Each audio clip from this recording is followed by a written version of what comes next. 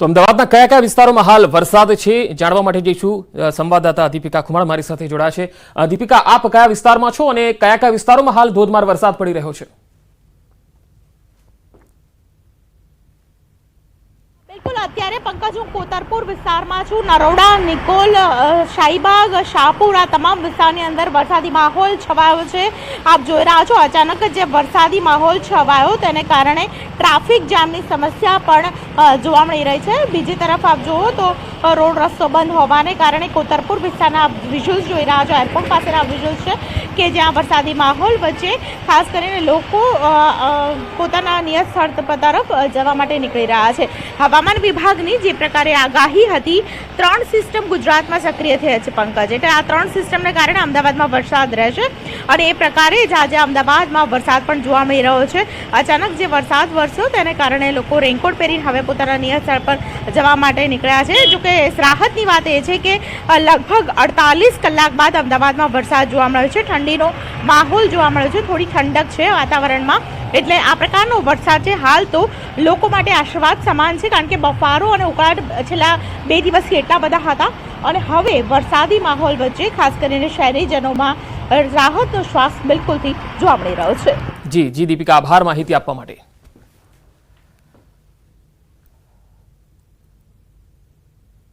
વાત હવે છોટાઉદેપુરની કરીએ। છોટાઉદેપુર જિલ્લામાં પણ વરસાદી માહોલ છવાયો છે। બોડેલી, કવાંટ, પાવી જેતપુરમાં ધોધમાર વરસાદના અહેવાલ છે। પાવી જેતપુરના આસપાસના વિસ્તારોમાં વરસાદ પડ્યો। ઢોકલિયા, અલીપુરા, જૂની બોડેલી, ચાચક સહિતના જે વિસ્તારો છે ત્યાં વરસાદ નોંધાયો છે। કવાંટના સમલવાટ ગામે કોતરમાં પાણીની ભારે આવક થઈ। સમલવાટ ગામે જવાના રસ્તે કોઝવે પર પાણી ફરી વળતા લોકોને હાલાકી પડી। જીવના જોખમે કોઝવે પરથી પસાર થવા લોકો મજબૂર બન્યા છે। આ બે તસવીરો આપને બતાવી રહ્યા છે। વધુ માહિતી સાથે ફોનલાઈન પર જોડાયા છે સંવાદદાતા શહેજાબ ખત્રી। શહેજાબ, બોડેલી, કવાંટ અને પાવી જેતપુરમાં ધોધમાર વરસાદના અહેવાલ છે, હાલ સ્થિતિ શું છે? જે પંકજ, ખાસ કરીને હવામાન વિભાગે જે આગાહી કરી હતી, જે હળવો જે વરસાદ વરસે તે પ્રમાણે છોટાઉદેપુર જિલ્લાની અંદર વરસાદી માહોલ છવાયો છે। ખાસ કરીને કવાંટ, પાવી જેતપુર અને બોડેલીમાં ધોધમાર વરસાદ વરસી રહ્યો છે।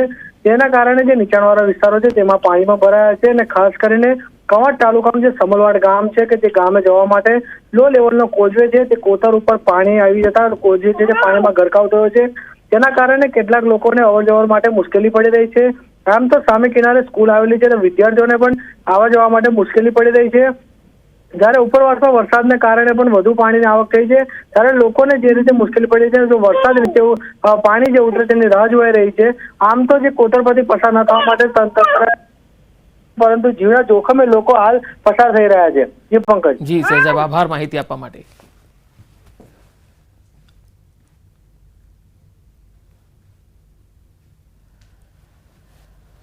તો વાત ઉમરપાડાની। ઉમરપાડાના વહાર ગામની નદીમાં પાણી જોવા મળી રહ્યું છે। આ તસવીરો જુઓ। નદીનો લો લેવલ બ્રિજ પાણીમાં ગરકાવ થયો છે।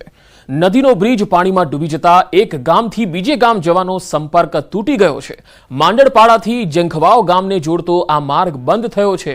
વીરા નદીમાં ઘોડાપૂરની સ્થિતિ જોવા મળતા આ માર્ગ બંધ થઈ ગયો છે। તસવીરોમાં જોઈ શકાય છે કે અહીંયા આખો જે બ્રિજ છે એ પાણીમાં ગરકાવ થઈ ગયો છે। ઉમરપાડાના વહાર ગામની નદીમાં પાણીના ધસમસતા પૂર આવતા નદીનો લો લેવલ બ્રિજ પાણીમાં ગરકાવ થઈ ગયો છે। ઉમરપાડામાં ધોધમાર વરસાદ પડી રહ્યો છે અને ઉપરવાસનું પાણી પણ અહીંયા આવી રહ્યું છે અને તેના કારણે અનેક વિસ્તારોમાં આ પ્રકારે ધસમસતા પૂરના પાણી જોવા મળી રહ્યા છે। નદીનો લો લેવલ બ્રિજ પાણીમાં ગરકાવ થયો છે, જેથી વહાર ગામને જોડતા જે અન્ય ગામોનો સંપર્ક છે એ તૂટી ગયો છે અને લોકો અહીંયા આ બ્રિજ પરથી પસાર થતા હોય છે। વધુ માહિતી સાથે સંવાદદાતા કેતન પટેલ જોડાયા છે। કેતન, હાલ આ બ્રિજ જે છે એ પાણીમાં ડૂબ્યો છે, કેટલા ગામનો સંપર્ક તૂટ્યો છે? ચોક્કસથી વાત કરું તો વહેલી સવારે 5 વાગ્યાથી અવિરતપણે સુરત જિલ્લાની ચેરાપુંજી સમલવાડની અંદર 10 ઇંચ જેટલો વરસાદ 4 કલાકમાં ખાબકવા પામ્યો હતો। જે અંતર્ગત બલાલ કુવા જતો જે માર્ગ છે એ માર્ગ ઉપર પાણી ફરી વળતા બંધ કરી દેવામાં આવ્યો હતો, પરંતુ હાલ સ્થિતિ સુધારા પર છે અને છેલ્લા 10 વાગ્યાથી વરસાદે વિરામ લેતા હાલ વરસાદી પાણીઓ ઓસરી રહ્યા છે અને માર્ગ પણ કાર્યરત થવા પામ્યો છે।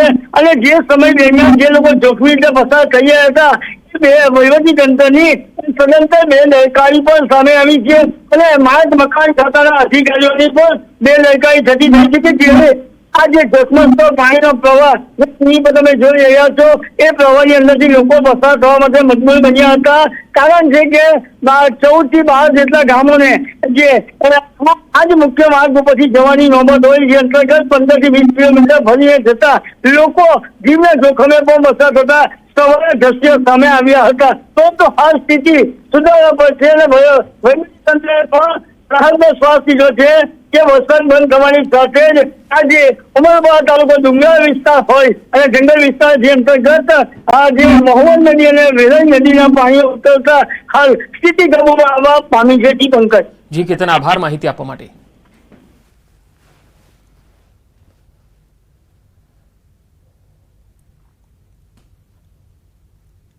વાત કરીએ હવે બોટાદની. બોટાદના ગઢડાના ઢસામાં ચેઇન સ્નેચિંગનો બનાવ બન્યો. 2 મહિલાઓના ગળામાંથી ચેઇન સ્નેચિંગ થઈ. આ તસવીરો જુઓ. બાઇક સવાર ચેઇન સ્નેચિંગ કરીને ફરાર થઈ જાય છે. પોલીસે હવે સીસીટીવી ફૂટેજ મેળવીને તપાસ હાથ ધરી છે. ઘટનાની જાણ થતાં ઢસા પોલીસે સમગ્ર વિસ્તારમાં પેટ્રોલિંગ હાથ ધર્યું. લાઇબ્રેરી ચોક અને ઢસા જંકશનમાં રામજી મંદિર વિસ્તારનો આ બનાવ છે જ્યાં લોકોની અવરજવર પણ વધારે હોય છે. એવા વિસ્તારમાં જ જાહેરમાં ચેઇન સ્નેચિંગ થયું. ભોગ બનનાર મહિલાએ સંપૂર્ણ ઘટના વિશે પ્રતિક્રિયા આપી.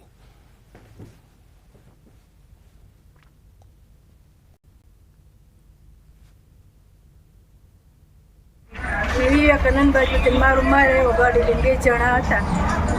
પેલા મારે પડખે ચડે એટલે મેં એ કીધું મને વાગી જાય. ગળે હાથ દીધો એટલે મને ખબર પડી કે મારું ચેન જ ગયું.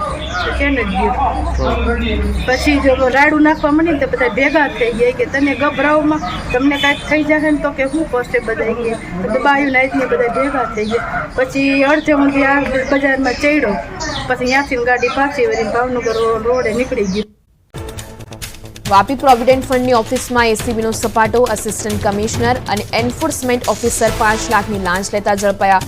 ફરિયાદી બિલ્ડરની કંપનીમાં કામ કરતા કર્મીઓ પાસે માંગી હતી લાંચ. પીએફ મામલે ચાલતા કેસની પતાવટ માટે રૂપિયા લેનારની એસીબીએ કરી ધરપકડ. અમદાવાદમાં વીમા કપાત મુદ્દે એસીબીની ટ્રેપ. ESICના આસિસ્ટન્ટ ડાયરેક્ટર 3 લાખની લાંચ લેતા ઝડપાયા. 46.29 લાખની નોટિસમાં બિઝનેસમેન પાસે માંગી હતી લાંચ. ગીર સોમનાથમાં થયેલા હિટ એન્ડ રનનો ભેદ ઉકેલાયો. સગીર સહિત 3 આરોપીઓને પોલીસે દબોચ્યા. તપાસમાં હિટ એન્ડ રન ઘટના હત્યા માટે ઘડાયેલું કાવતરું હોવાનું સામે આવ્યું. મૃતક અને આરોપી વચ્ચે ઘણા સમયથી મનદુખ ચાલતું હોવાથી આરોપીએ આપ્યો હતો હત્યાને અંજામ. અમરેલીના ધાતરવડી ડેમ નજીક સસલાના શિકારનો પ્રયાસ કરનારા ઝડપાયા. રાજુલા વન વિભાગે 4 લોકોને ઝડપી પાડી 1,25,000નો દંડ વસૂલ્યો. તે ઉપરાંત બોરડા વિસ્તારમાંથી હથિયારો સાથે 3 લોકો ઝડપાયા. ત્રણે પાસેથી 60,000નો દંડ વસૂલાયો. મહેસાણાની અર્બન બેંકના ચેરમેન પદે કે પટેલની વરણી. વાઇસ ચેરમેન તરીકે અનિલભાઈ પટેલ ચૂંટાયા. ગુજરાતમાં બીજ ઉત્પાદનમાં નવો કીર્તિમાન. જુલાઈની સરખામણીએ ઓગસ્ટમાં બીજ ઉત્પાદન 1,067 મિલિયન યુનિટ થયું. ઓગસ્ટમાં સરદાર સરોવર ડેમમાંથી ઉત્પાદન 800 MOU પાર. સુરતમાં ગેરકાયદેસર બાંધકામો સામે મનપાની લાલ આંખ. સૈયદપુરા પોલીસ ચોકી નજીક પોલીસ બંદોબસ્ત સાથે દબાણ હટાવાયા. દબાણ પર બુલડોઝર ફેરવાતા ગેરકાયદે દબાણ કરતા લોકોમાં ફફડાટ.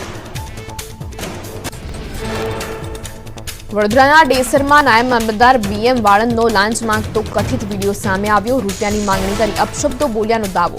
અરજદારે લાંચ ન આપતા નાયબ મામલતદારે ફાઇલ રોકી રાખી હોવાનો આક્ષેપ. હાઉસિંગ સોસાયટીની કમિટીઓથી સાવધાન. અમદાવાદના ગોતા વિસ્તારમાં આવેલ ગુજરાત હાઉસિંગ બોર્ડના મકાનમાં રહેતા રહીશોના હાલ બેહાલ. સોસાયટીના વહીવટદારોએ 75 લાખનું વીજ બિલ ન ભરતા વીજ અને પાણીના કનેક્શન કપાયા. કચ્છના સફેદ રણમાં દરિયા જેવો નજારો દેખાયો. રણમાં પાણીનું રીલમછેલ. ધોરડોના સફેદ રણમાં ઘૂંટણભેર પાણી ભરાયા. નવેમ્બર સુધીમાં રણમાં પાણી સુકાઈ જશે અને રણમાં મીઠાની સફેદ ચાદર પથરાઈ જશે.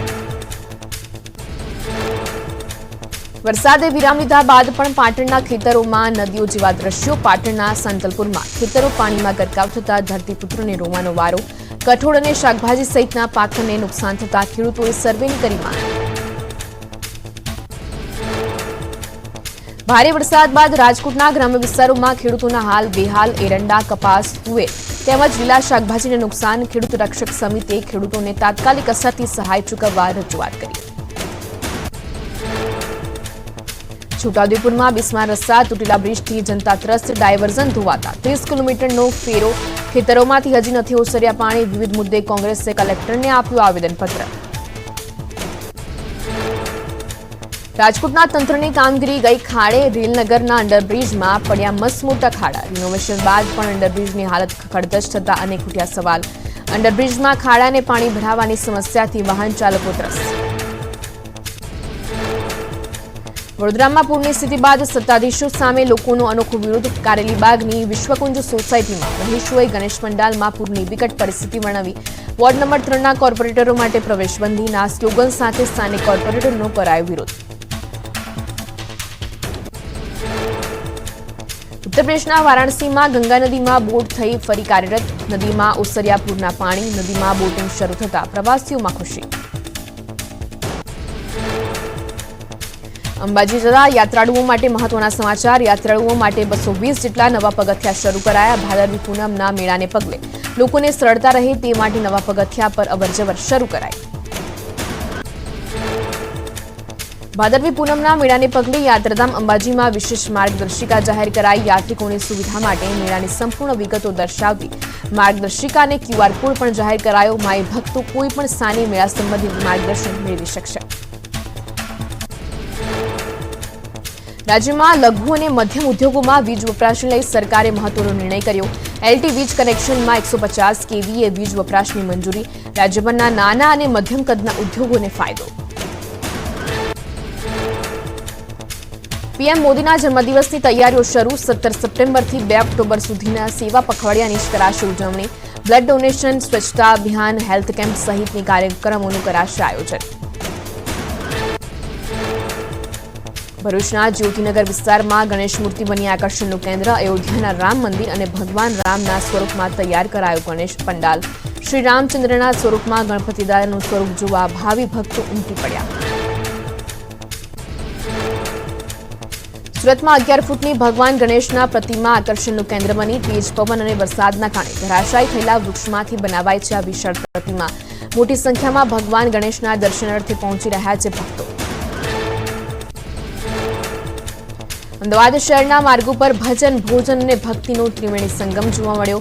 વૃંદાવન વિહાર સોસાયટીમાં લોકોએ પદયાત્રીઓ માટે શરૂ કર્યો સેવા કેમ્પ. અંબાજી જતા પગપાળા યાત્રીઓને લઈ રહ્યા છે લાભ. અમદાવાદના વસ્ત્રાલમાં અંબાજી જતા પદયાત્રિકો માટે લાગ્યો સેવા કેમ્પ. વૃંદાવન વિહાર સોસાયટીના રહીશો દરરોજ પદયાત્રિકો માટે કરે છે ભંડારો. 1000 કિલો શાક, 500 કિલો લોટની રોટલી સહિતના ભોજનની યાત્રાળુઓને અપાય છે નિઃશુલ્ક સુવિધા. મા અંબાના દર્શને આવતા ભક્તો માટે મોહનથાળનો પ્રસાદ તૈયાર કરાશે. 3 લાખ કિલો ઉપરાંત મોહનથાળની તૈયારી. નાના મોટા 25 લાખ પ્રસાદના બોક્સ તૈયાર કરાશે. રાજસ્થાનમાં સાવરિયા શેઠના ભંડારમાંથી નીકળ્યા 19.45 કરોડ રૂપિયા. કૃષ્ણધામમાં અત્યાર સુધીની સૌથી મોટી રકમનું દાન આવ્યું. 320 ગ્રામ સોનું, 95 કિલો ચાંદી પણ ભગવાનને અર્પણ કરાયું. ભારતીય યુટ્યુબરે રચ્યો વર્લ્ડ રેકોર્ડ. અરુણ રૂપેશ મૈનીએ બનાવ્યો વિશ્વનો સૌથી મોટો આઈફોન. 6.74 ફૂટના ઓવરસાઇઝડ આઈફોનમાં કેમેરા, ચાર્જિંગ એપ્લિકેશન બધું જ ઓપરેટ થશે.